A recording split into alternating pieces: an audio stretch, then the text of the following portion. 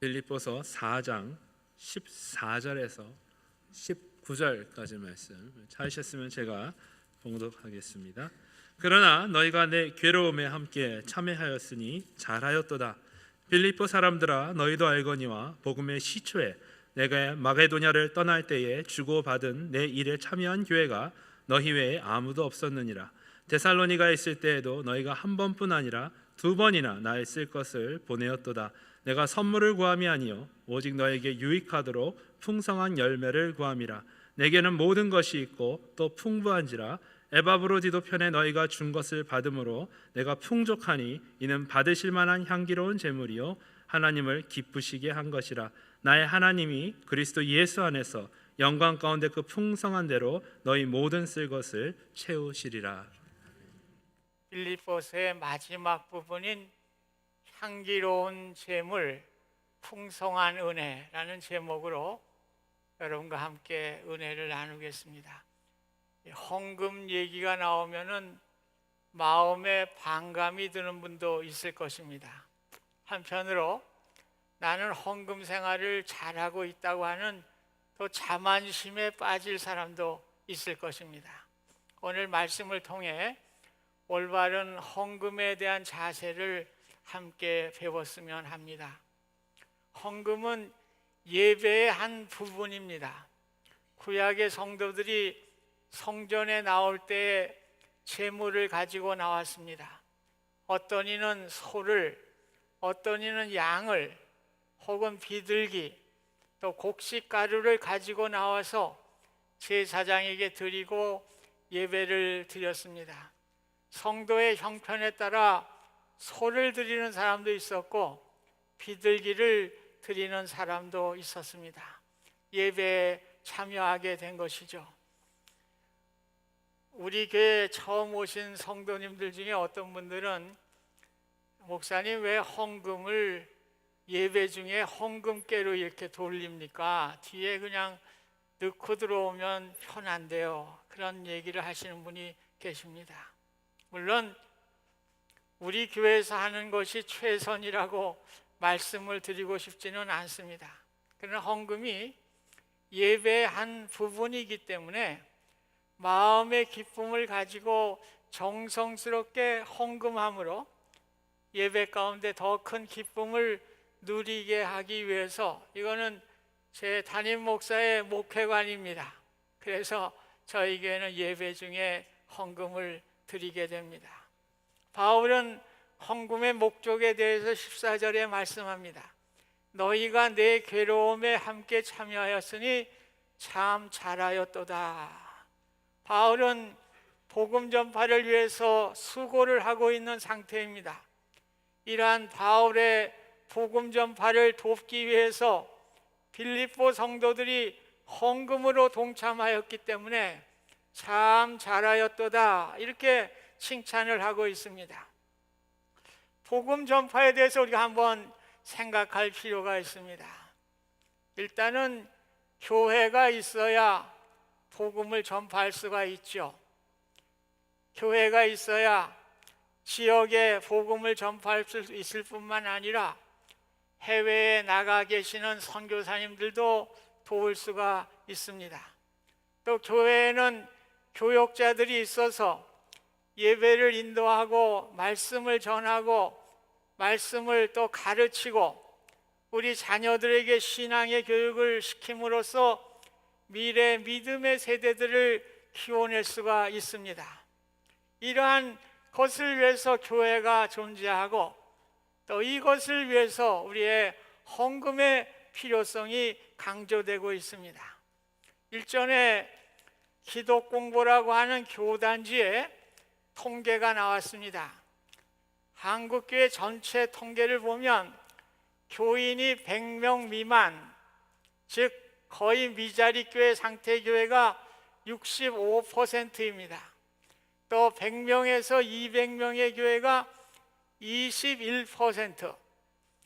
그러니까 나머지 200명이 넘는 교회는 한국교회 전체의 14%밖에는 되지 않는 것입니다.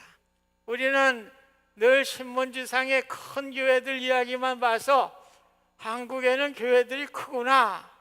그렇지 않아요. 200명 넘는 교회가 14%가 밖에는 안 됩니다.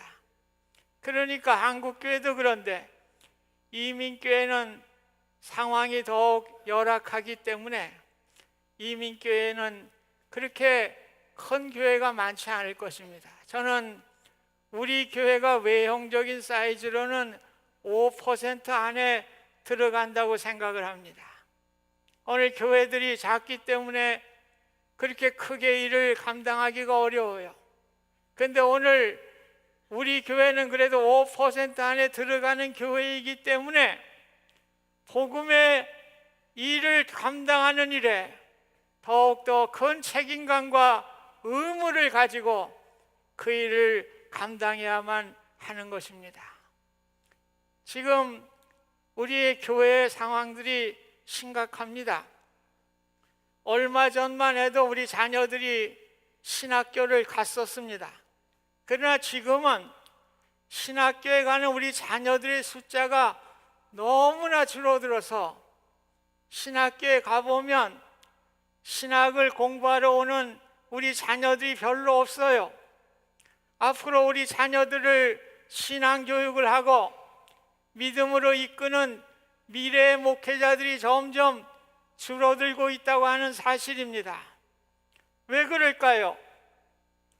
신학교를 졸업해서 생계를 이어가기도 어렵고 목회의 현실이 또 상황이 그렇게 좋지 않기 때문에 그렇습니다. 미국에서 대학을 나오고 얼마든지 직장에 취직할 수가 있는데 굳이 이렇게 어려운 길을 가야 하는가? 결국 우리 자녀들이 신학교에 들어가는 숫자가 거의 전멸돼 가고 있는 것이 현실의 모습입니다. 우리 목회자들도 이런 현실을 잘 알고 있어요. 그러나 교회마다 재정이 부족한 상태입니다. 자체 교회를 운영하기도 어려운데 외적인 일에 신경 쓰기에는 너무나 어려운 것이 교회의 현실입니다. 우리 교회가 외형적으로 5% 안에 드는 교회입니다. 우리가 이 복음의 책임과 의무를 앞장서서 감당할 때 하나님이 기뻐하시게 될 것입니다. 빌립보 성도들은 누가 강요하지도 않았지만은 바울의 복음 전파를 위해서 아낌없이 헌금하며 복음의 사역에 동참하였습니다. 하나님의 일이란 사람들을 통해서 이루어지는 것이죠. 하나님이 돈이 없으시거나 무엇을 아쉬워하시는 분이 아니십니다. 그럼에도 불구하고 사람들의 모임인 교회를 통해서 하나님은 복음의 역사를 이루어 가시기를 원하고 계십니다. 우리는 헌금에 동참함으로 복음의 역사에 참여한다고 하는 자부심을 가져야 하는 것입니다. 헌금은 하나님이 주신 특권이요 마음속에 큰 기쁨과 은혜로 우리가 충만하게 되는 것입니다. 또한 헌금하는 시간을 통해서 내게 이렇게 헌금을 할 수 있는 물질을 주셨으니 얼마나 고맙고 감사한가 즐거운 마음으로 드려야 할 것입니다. 헌금을 하실 때 내 물질을 드린다고 생각하면 안 됩니다. 우리의 물질은 하나님이 주신 것이라고 하는 분명한 생각을 우리가 가져야 합니다. 우리는 하나님이 주신 것들을 관리하는 청지기에 불과한 것입니다. 역대상 29장 12절에도 부와 귀가 주께로 말미암고 또 주는 만물의 주제가 되사 손에 권세와 능력이 있사오니 모든 사람을 크게 하심과 강하게 하심이 주의 손에 있나이다. 오늘 재물과 높아짐과 낮아짐과 모든 것들이 주의 손에 의해서 이루어진다고 말씀을 하고 있는 것이므로, 그러므로 내가 하나님께 드려지는 헌금이 내 것이 아니에요. 하나님께서 주신 것을 내가 다시 돌려드린다고 하는 마음을 가지고 우리가 헌금을 해야 하는 것입니다. 예수님은 마태복음 6장 24절에 한 사람이 두 주인을 섬기지 못할 것이라고 했습니다. 세상 사람들은 오직 눈이 세상에 고정되어 있어요. 그래서 세상적인 것, 세상적인 물질에 눈이 고정되어서 그 물질을 주인으로 삼고 살아가게 됩니다. 그러나 우리 성도들은 나그네와 같은 존재입니다. 우리의 시민권은 하늘나라에 있는 것입니다. 우리는 하늘나라를 바라보면서 나그네와 같이 살아가야 하는 것입니다. 나그네는 지나치는 것이지 우리의 시선을 이 땅에 고정하는 것이 아닙니다. 오직 하나님만을 주인으로 삼아서 하나님이 주신 물질을 관리하며 또한 그것을 대행하는 청지기로 살아가시기를 주님의 이름으로 부탁드립니다. 15절 말씀입니다. 빌립보 사람들아, 너희도 알거니와 복음의 시초에 내가 마게도냐를 떠날 때 주고받는 내 일에 참여한 교회가 너희 외에 아무도 없었느니라. 이 바울이 헌금을 정의하는 것을 우리가 잘 들으셔야 됩니다. 뭐라 그럽니까? 주고받는 일에 참여하는 것이다, 이렇게 말씀하고 있습니다. 다시 말씀드리면 바울로부터 받은 복음의 빛을 갚는 것이 바로 헌금이다, 이렇게 표현을 하고 있습니다. 복음이 무엇입니까? 예수님이 인간의 몸으로 오셔서 나 같은 죄인을 위해서 십자가에 죽으시고 또한 나의 죄를 용서해 주시고 나를 의롭다 하시고 부활하심으로 우리도 죽지만은 부활하여 영원한 천국에 살게 하신 것, 이것이 복음이고 우리가 기쁜 소식이라고 하는 것입니다. 그렇기 때문에 우리는 다 복음의 빚진 자들입니다. 로마서 1장 14절에 보면 헬라인이나 야만인이나 지혜 있는 자나 어리석은 자에게 다 내가 빚진 자라. 오늘 바울은 예수 그리스도를 알게 되고 복음을 받게 될 때 어떻게 됐습니까? 내가 모든 사람들에게, 헬라인이나 야만인이나 지식 있는 자나 어리석은 자나 모두에게 내가 복음의 빚진 자라고 정의를 하고 있습니다. 바울은 빌립보 성도들에게 이렇게 말하는 것입니다. 너희도 복음을 받았으니 믿지 않는 자들에게 복음의 빚진 자라고 하는 의식을 강하게 심어주고 있습니다. 이러한 빚진 자 의식을 가진 빌립보 성도들이 고린도후서 8장 2절에 보면 환난의 많은 시련 가운데서 그들이 넘치는 기쁨과 극심한 가난이 그들의 풍성한 연보를 넘치도록 하게 하였느니라. 오늘 복음에 대한 빚진 자라는 의식이 분명하게 될 때 어떻게 됩니까? 나는 빚진 자니까 빚을 갚아야 되기 때문에 내가 환난과 시련과 극심한 가난 가운데서도 기쁨으로 풍성한 헌금을 하였다고 말씀하고 있습니다. 우리는 헌금을 하면서 늘 복음의 빚진 자라고 하는 의식을 가져야 하는 것입니다.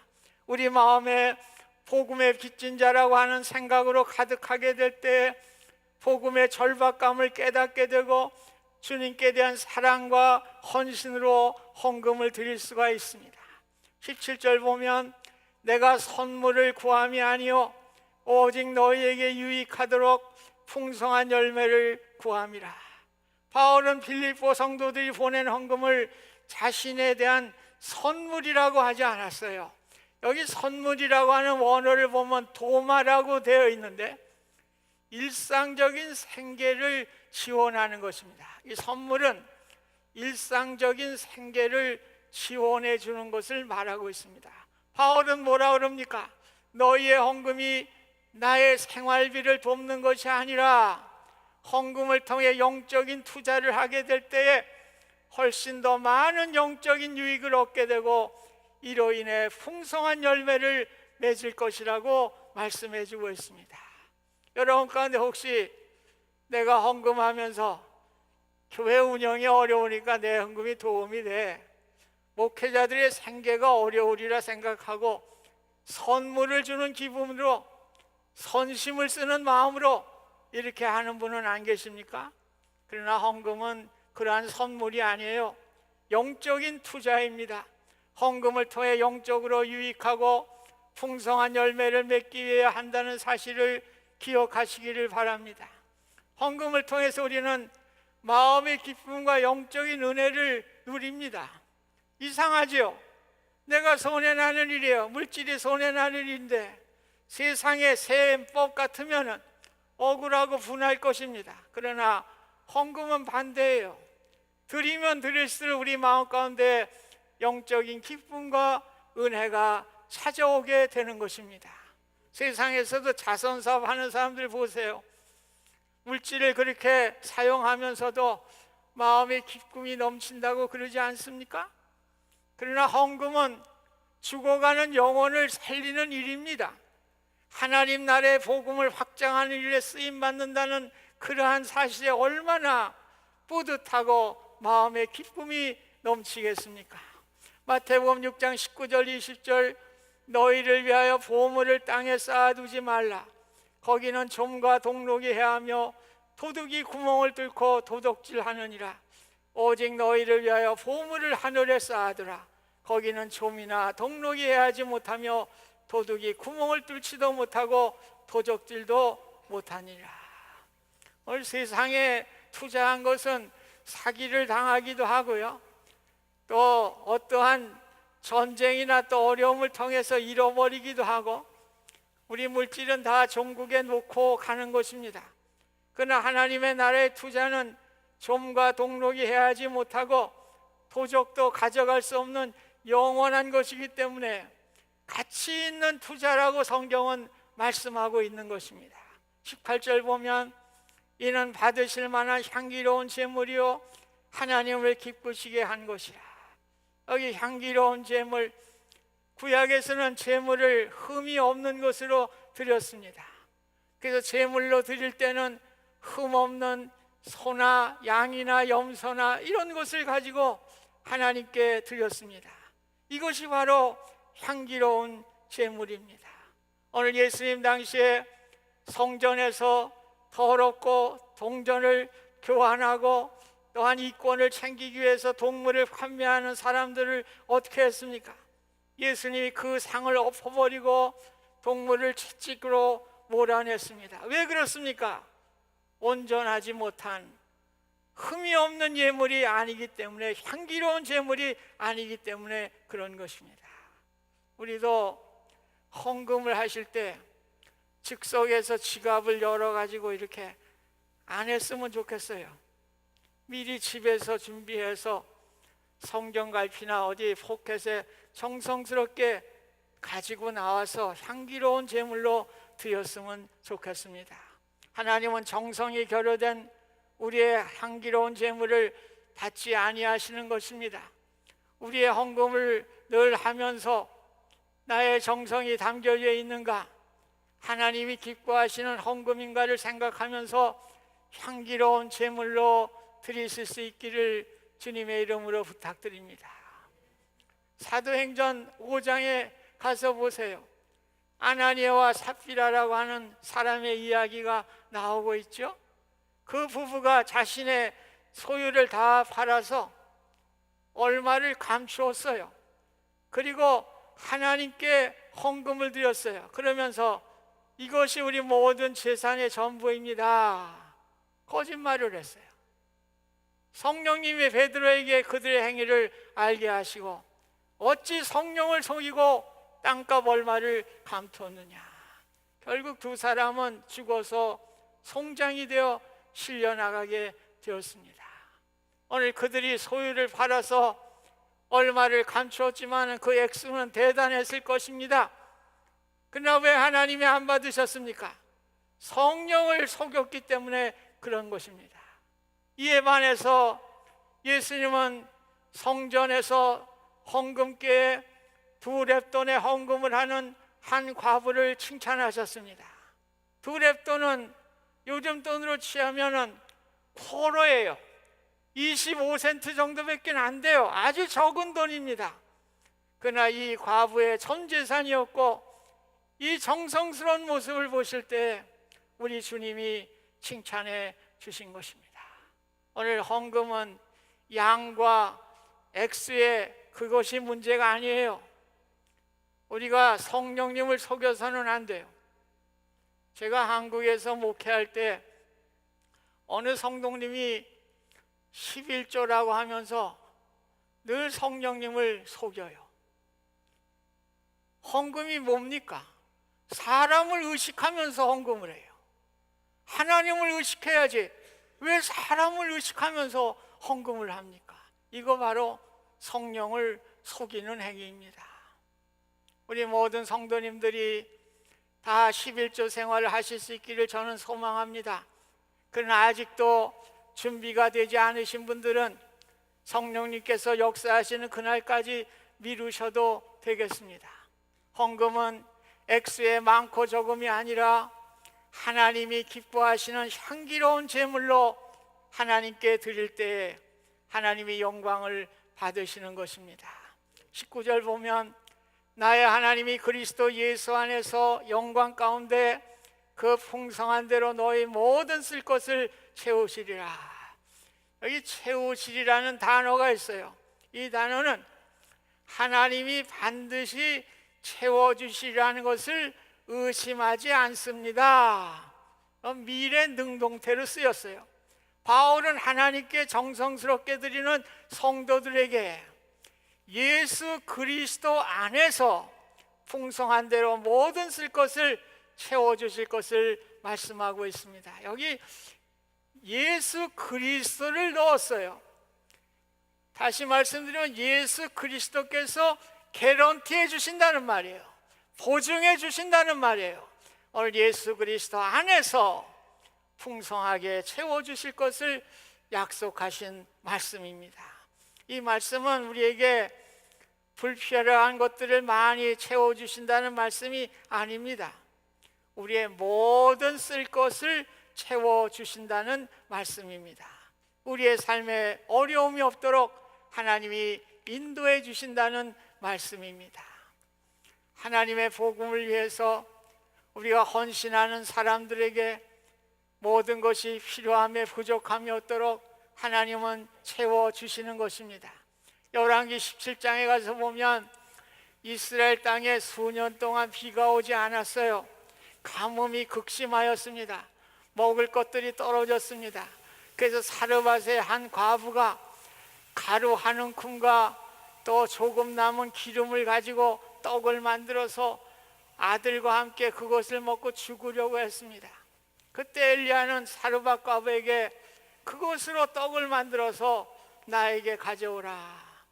이 과부가 순종하며 엘리야에게 떡을 만들어줄 때 가뭄이 끝날 때까지 한 움큼의 가루와 조금 남은 기름이 떨어지지 아니하고 생계를 이어가는 기적이 일어났습니다. 여러분, 하나님이 무슨 큰 재물을 주신 게 아니죠.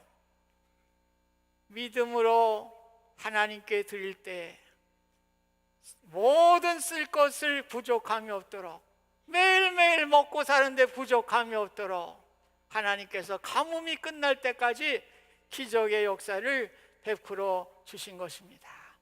복음을 위해서 우리가 드려질 때 하나님께서 외면하지 않아요.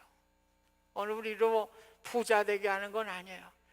13절에 보면 내게 능력 주시는 자 안에서 내가 모든 것을 할 수 있느니라. 너무나 유명하고 우리가 다 암송하는 구절이죠. 이걸 잘못 또 해석하면 힘들어져요.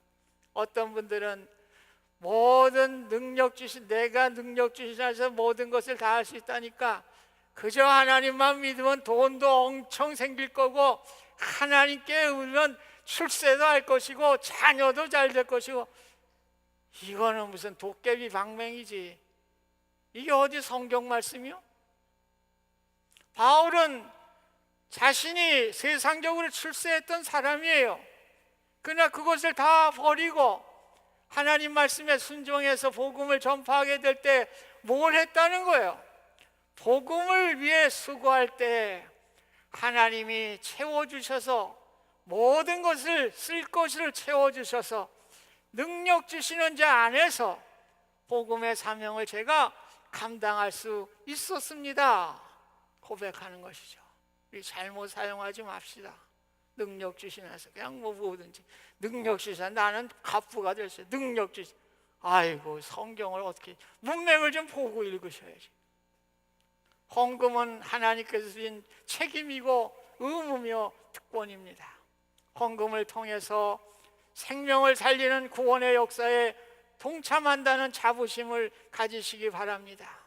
복음을 위해 헌신한 이들에게 하나님은 부족함이 없도록 채워주신다고 하는 약속의 말씀을 믿으시기 바랍니다.